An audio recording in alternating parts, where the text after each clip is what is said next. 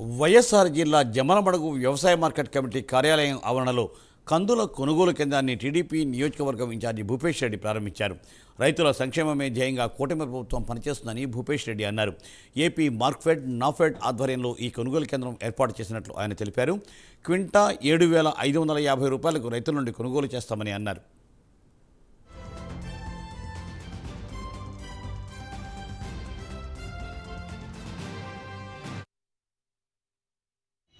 $6,700 ఉంటే ఈరోజు కందుల్ని 7,550 మద్దతు ధర ప్రకటించి మంచి ప్రభుత్వాన్ని మరొకసారి నిరూపించుకుంది.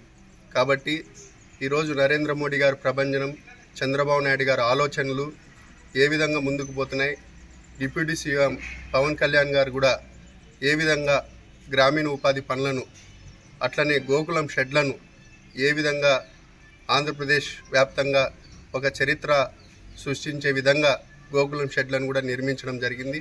మళ్ళీ దశలో కూడా గోకులం షెడ్లు ప్రతి నియోజకవర్గానికి, ప్రతి మండలానికి 25 నుంచి 30 గోకులం షెడ్లను కూడా మళ్ళా పెట్టడం జరుగుతూ ఉంది.